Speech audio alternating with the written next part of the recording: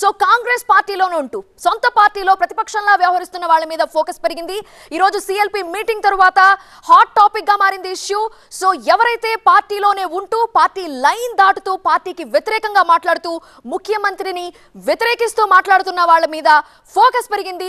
ఎవరిని ఉపేక్షించకూడదు అంటూ ఎమ్మెల్యేలు మాట్లాడిన సందర్భం మనం చూసాం. ఒకసారి ఎమ్మెల్యేలు ఏమన్నారో చూద్దాం.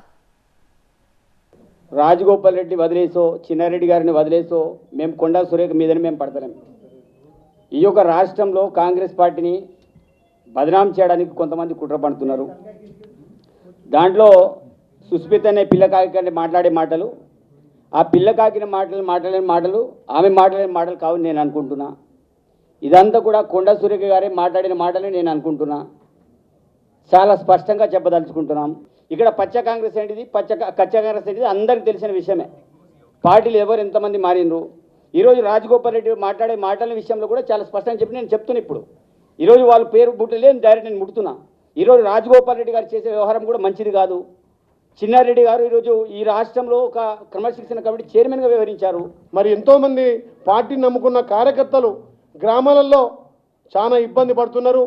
మరి ఎంతోమంది కష్టపడితే మనం ఎమ్మెల్యేలుగా మంత్రులుగా ఇలా అధికారం వచ్చిన తర్వాత మరి ప్రజలకు సంక్షేమాలు అందియాలి, పార్టీని నమ్ముకున్న కార్యకర్తలకు మనం న్యాయం చేయాలి. ఏదైనా ఉంటే సిఎల్పి సమావేశం కానీ మన పిసిసి అధ్యక్షుని ఆధ్వర్యంలో గౌరవ ముఖ్యమంత్రి అందరం కూర్చొని మాట్లాడుకొస్తున్న విషయాన్ని బహిర్గతంగా ఆ సుష్మిత మాట్లాడడం చాలా తీవ్రంగా బాధ కలుగుతుంది. ఎట్టి పరిస్థితుల్లో ఎంతటి వారైనా ఎవరైనా వాటికి ఈ వేదిక మీద కూర్చున్న దాంట్లో ఎస్సీలు బీసీలు ఓసీలు అందరం ఉన్నాం. కాంగ్రెస్ పార్టీ అంటేనే సెక్యులర్ పార్టీ. ఓ కులాన్నో మతాన్నో అడ్డం పెట్టుకొని మేము ఏది చేసినా నడుస్తుంది అనుకుంటే అది పొరపాటు. ఎన్నిసార్లు కాంగ్రెస్ పార్టీ ఎన్నిసార్లు మీకు టికెట్లు ఇచ్చింది, ఎన్నిసార్లు మిమ్మల్ని గౌరవించింది.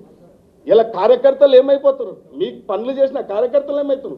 మున్గోడైనకైనా సురేఖక్కకైనా ఇంకో చిన్నారెడ్డికైనా ఎంతమంది కాంగ్రెస్ కార్యకర్తలు పనిచేస్తే మీరు ఈ స్థాయికి వచ్చారు.